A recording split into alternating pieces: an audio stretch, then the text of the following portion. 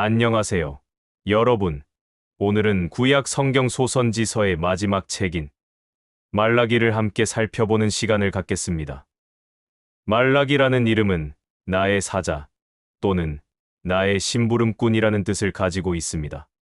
이 이름처럼 말라기서는 구약 시대의 마지막 예언자적 목소리로 하나님과 이스라엘 백성 사이에 식어버린 관계를 질책하고 그들의 불성실한 제사와 언약적 불순종을 책망하며 궁극적으로 메시아의 도래와 심판, 그리고 남은 자들에게 주어질 회복과 구원의 약속을 선포하는 예언서입니다.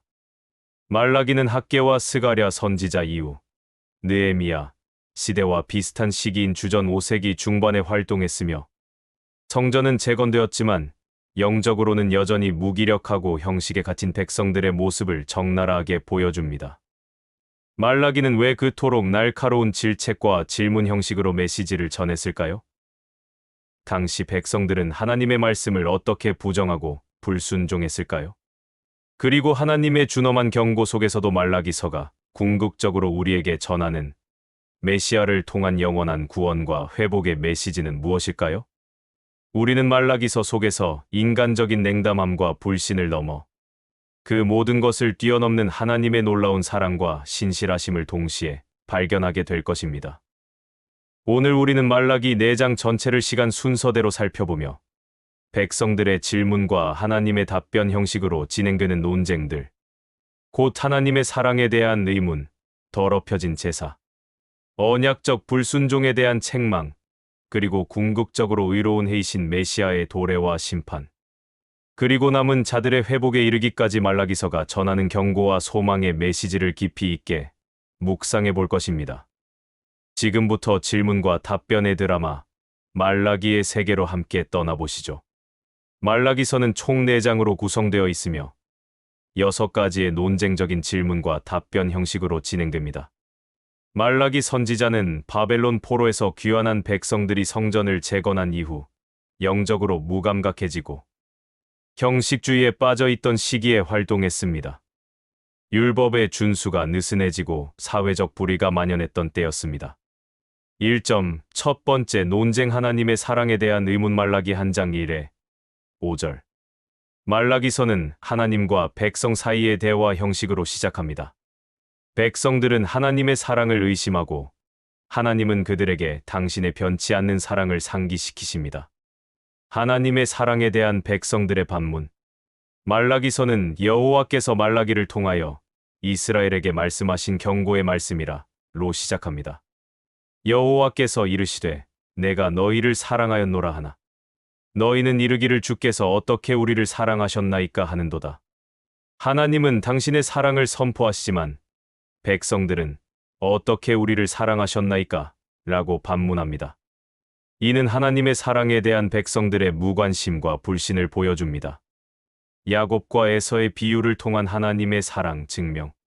하나님은 그들에게 여호와가 이르노라 에서는 야곱의 형이 아니냐.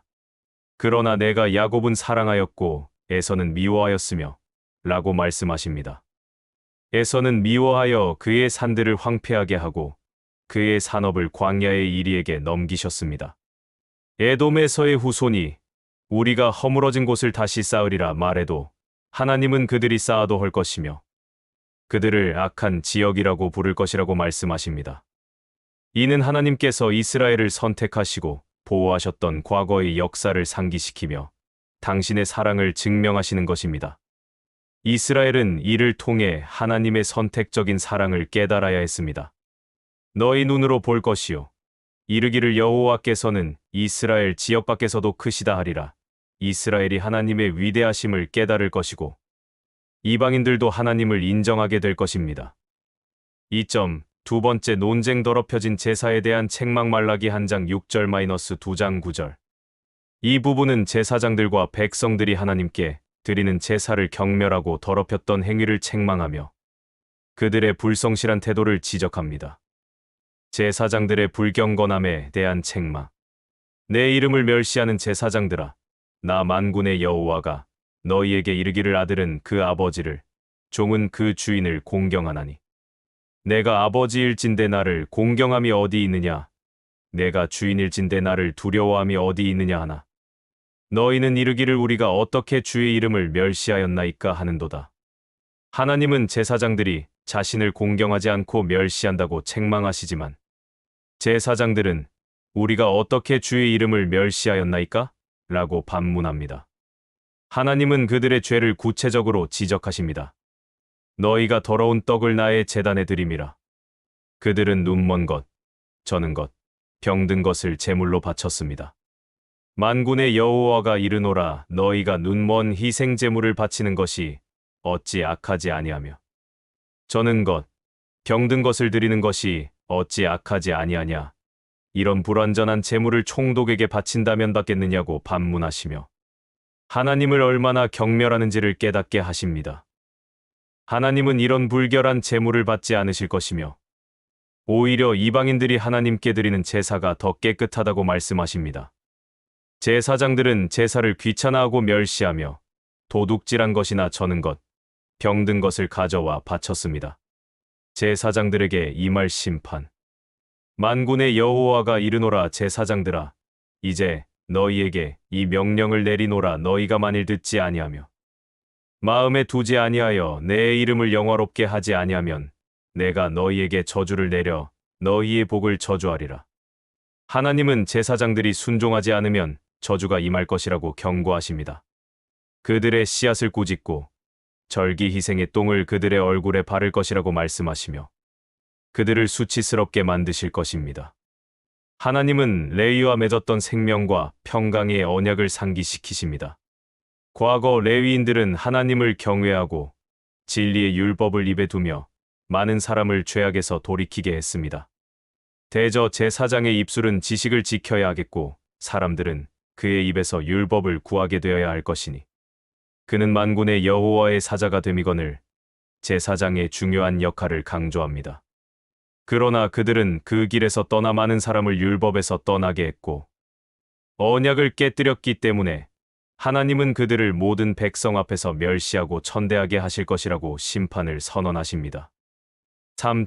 세 번째 논쟁 언약적 불순종에 대한 책망 말라기 2장 10절-16절. 이 부분은 백성들의 이혼, 이방 여인과의 결혼 등 언약 공동체의 순결성을 해치는 행위를 책망하며 하나님의 언약을 깨뜨린 죄를 지적합니다. 형제에게 거짓을 행하고 언약을 배반함. 우리는 한 아버지를 가지지 아니하였느냐? 한 하나님께서 우리를 창조하시지 아니하셨느냐?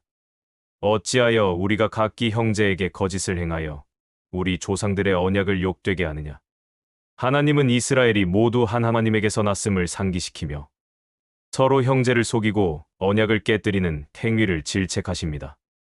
유다는 여호와의 성결을 욕되게 하여 이방신의 딸과 결혼했습니다.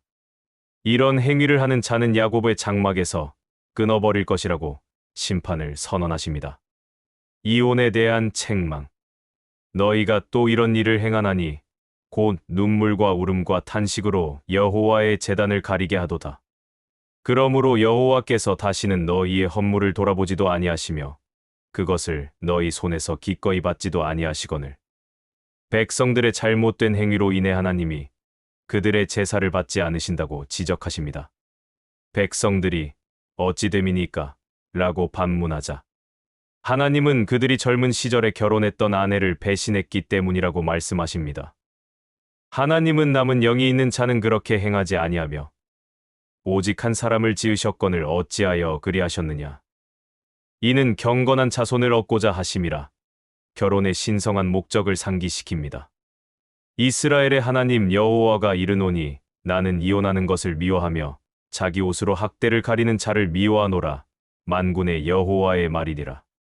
그러므로 너희 심령을 삼가 지켜 거짓을 행하지 말지니라. 하나님은 이혼을 미워하신다고 분명히 선언하시며 배우자를 학대하는 것을 미워한다고 말씀하십니다. 이는 가정의 중요성과 언약의 신실성을 강조합니다. 4. 네 번째 논쟁 하나님의 공의에 대한 의문 말라기 2장 17절-3장 5절. 이 부분은 백성들이 하나님의 공의가 어디 있느냐?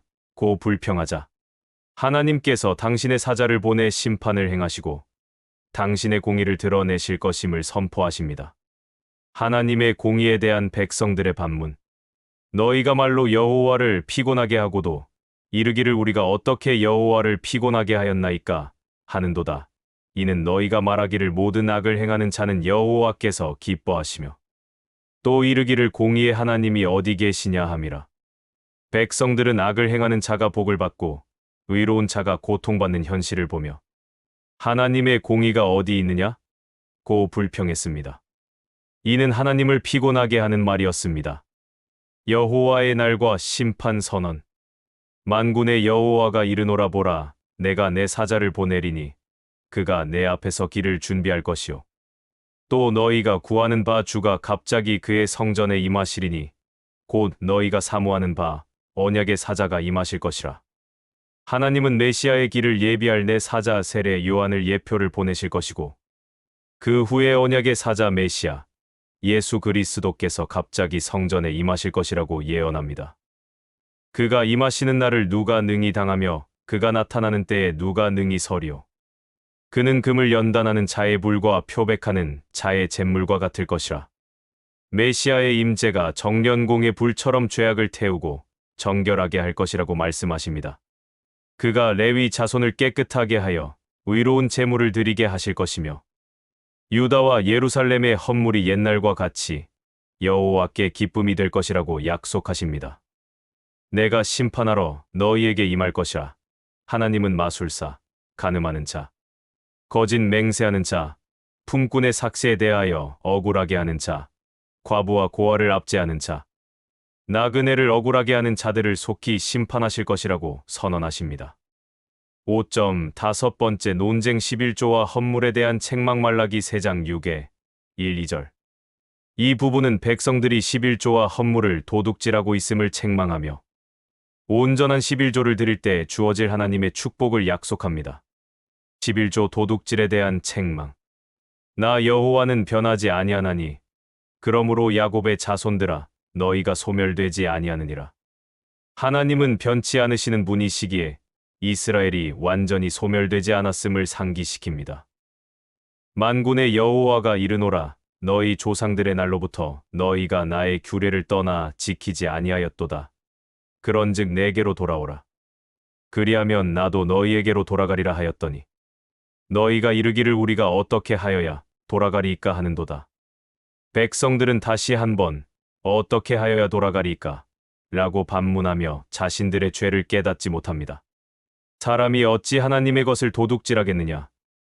그러나 너희는 나의 것을 도둑질하고도 이르기를 우리가 어떻게 주의 것을 도둑질하였나이까 하는도다. 이는 곧 11조와 봉헌물이라. 하나님은 백성들이 11조와 봉헌물을 드리지 않음으로써 자신을 도둑질하고 있다고 책망하십니다. 너희 곧 온 나라가 나의 것을 도둑질하였으므로 너희가 저주를 받았느니라. 11조 불순종으로 인해 온 나라가 저주를 받았음을 지적합니다. 온전한 11조와 축복의 약속. 만군의 여호와가 이르노라, 너희의 온전한 11조를 창고에 들여 나의 집에 양식이 있게 하고 그것으로 나를 시험하여 내가 하늘 문을 열고 너희에게 복을 쌓을 곳이 없도록 붙지 아니하나 보라.